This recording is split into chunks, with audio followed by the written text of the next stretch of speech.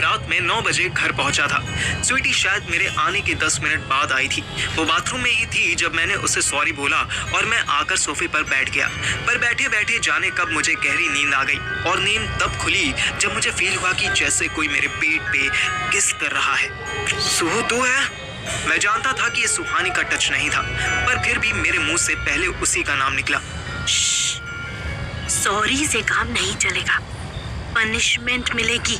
हे भगवान, ये स्वीटी क्या कर रही थी? मेरी शादी को अभी 1 महीना भी नहीं हुआ था और ये घर तुड़वाने की पूरी तैयारी कर चुकी थी। स्वीटी रहने दे प्लीज, मुझे ये सब नहीं चाहिए। बोला ना पनिशमेंट है। पनिशमेंट किसी भी लड़के को नहीं चाहिए होती, पर मिलती तो है। तुझे भी मिलेगी। तूने मुझे थप्पड़ मारा था ना, ये उसके लिए। अचानक स्वीटी ने मुझे काट लिया। पागल है क्या?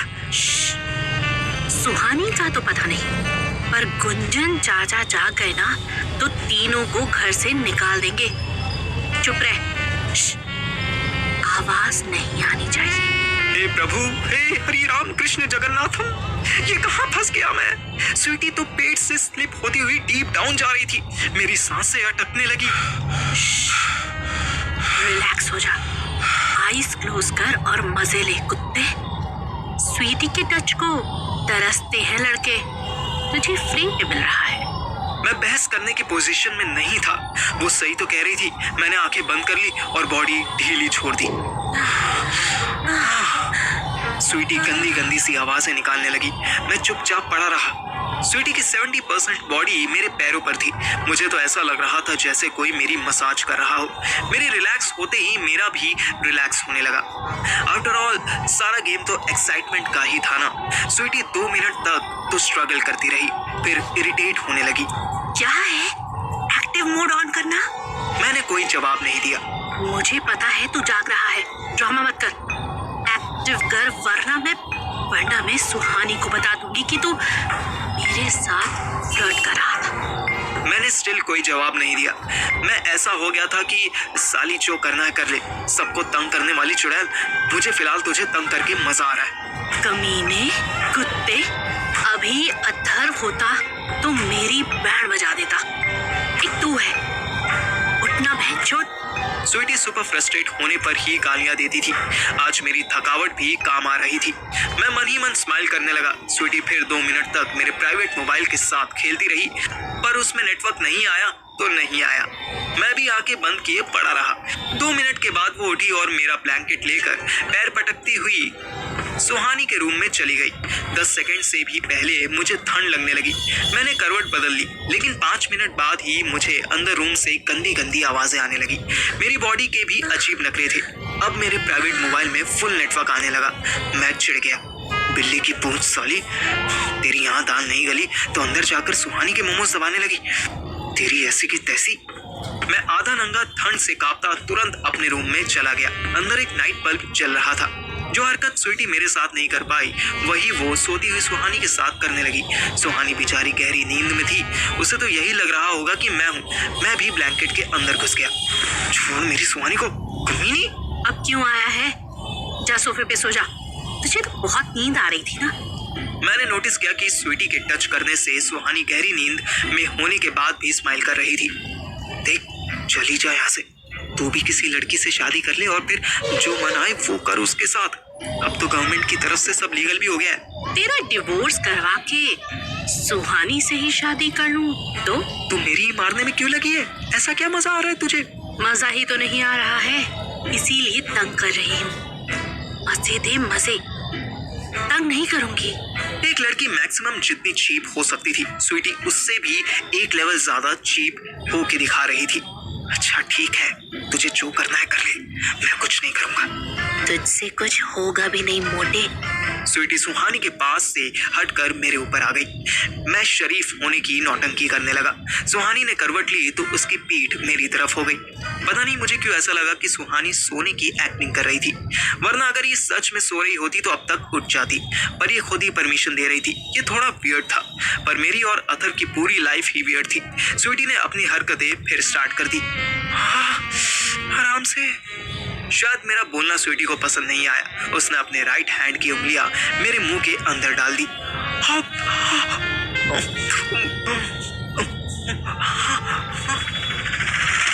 उधर रात के 10:30 बजे अथर्व और टेम्पो वाले सरदार जी चंडीगढ़ पहुंच चुके थे। अथर्व ने उन्हें श्वेता को कॉल करने के लिए मना कर दिया था। अथर्व का फोन एक बार बजा और कट गया। वो समझ गया कि किसका कॉल था। उसने कॉल बैक किया। मेरे बाप ने तुरंत फोन उठाया। क्या अपडेट है? नेगेटिव सर, मेरे पहुंचने से पहले ही वो लोग यहाँ पहुंच गए और मैं बहुत मुश्किल से बचा हूँ। पर काम तो आज ही होना जरूरी है ना? नेगेटिव सर, आज जिंदा बचना जरूरी था और अभी मैं शहर से बाहर हूँ। जब मुझे सेफ लगेगा तब आऊंगा।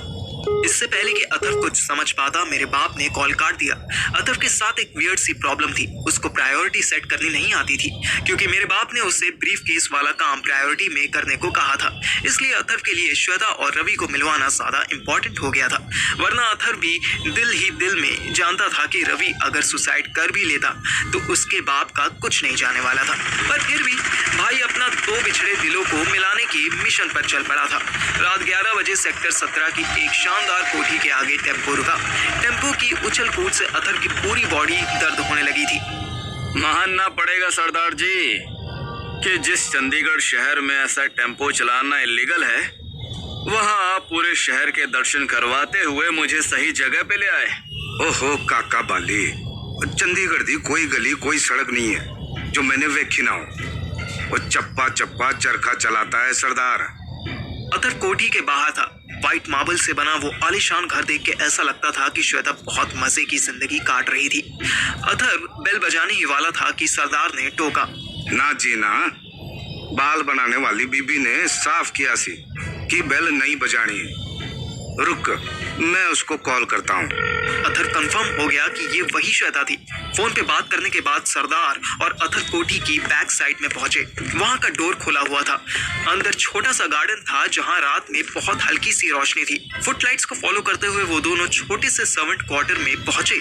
सर्वेंट क्वार्टर के सामने ही पानी का पाइप पड़ा हुआ था। उसमें से लगातार पानी बह रहा था। ओहो, मेरे जूते गिले हो गए। अगर ये औरत मूड में हुई तो हमें भी गीला कर देगी। हैं? की? अंदर छोटा सा बल्ब जल रहा था।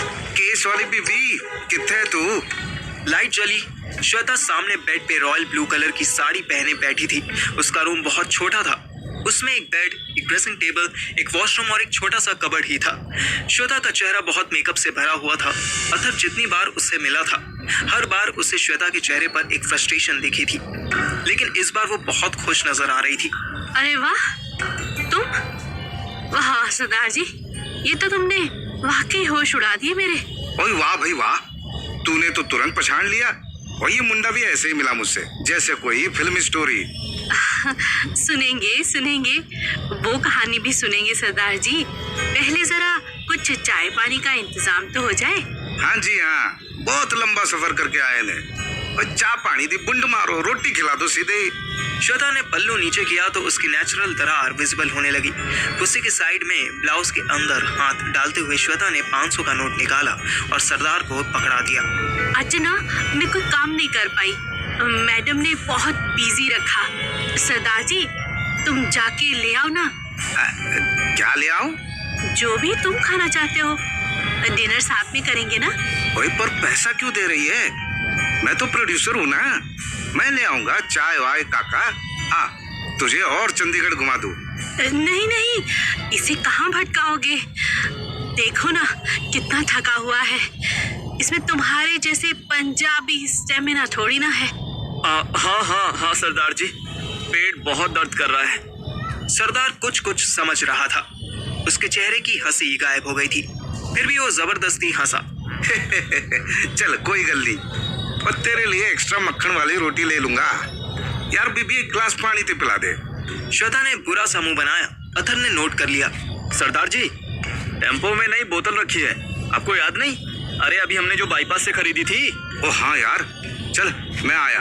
सरदार जी के जाते ही श्वेता अथर्व पे टूट पड़ी। अरे रुको ना, बहुत धूल मिट्टी से आया हूँ, थोड़ा फ्रेश तो हो लेने दो। श्वेता रुकी। उसने अथर्व का हाथ पकड़ा और वॉशरूम ले जाने लगी। कमीने, बड़े दिन बाद हाथ आया है तू। चल तुझे मैं नहलाती हूँ।